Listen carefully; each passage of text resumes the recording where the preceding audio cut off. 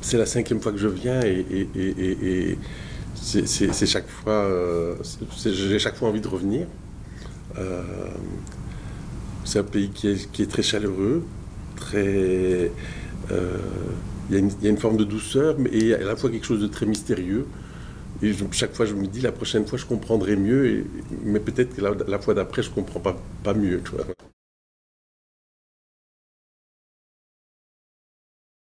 Au départ, je voulais faire de la photographie animalière, et puis, et alors c'est ça qui a fait que j'ai appris à travailler avec des caméras, et en même temps, je travaillais au théâtre avec des acteurs.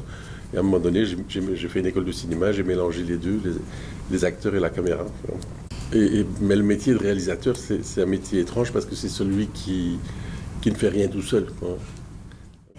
J'ai un ami réalisateur qui avait invité sa mère sur le plateau parce que sa mère se demandait c'est quoi ton métier.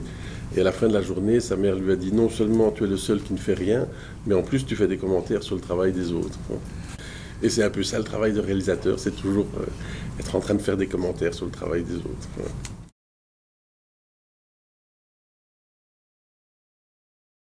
Le monsieur qui était à l'intérieur avait très chaud. Donc il y a une personne à l'intérieur et puis deux personnes à l'extérieur qui bougent. Il y a une vingtaine de petits moteurs dans le visage.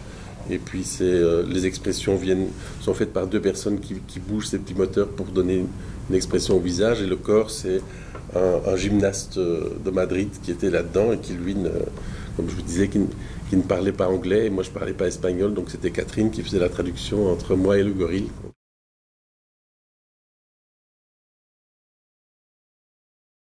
Catherine Deneuve, c'était quand je l'avais vue faire un interview à l'époque où à Paris il y avait les marches contre le mariage pour tous, contre le mariage homosexuel. Elle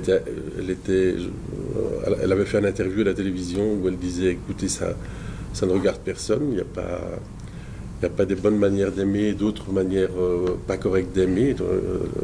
Ça ne regarde personne qui peut ou ne pas s'aimer. Donc je trouvais que cette grande dame avait pas sa langue en poche et je l'ai trouvée formidable. Je me suis dit elle serait parfaite dans cette histoire d'amour avec le gorille.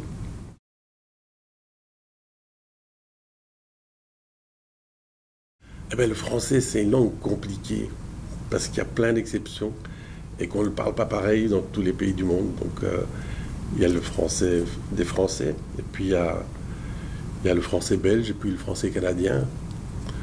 Le français belge, ça se dirait plutôt, par exemple, en bruxellois, le corbeau et le renard. De corbeaux en de renard. Maître Corbeau, sur son boom que perché, était en son blairin plate caisse. Et là, évidemment, c'est un autre français. Voilà. Mais en tout cas, c'est une belle langue. C'est une langue qui chante bien. C'est une belle langue.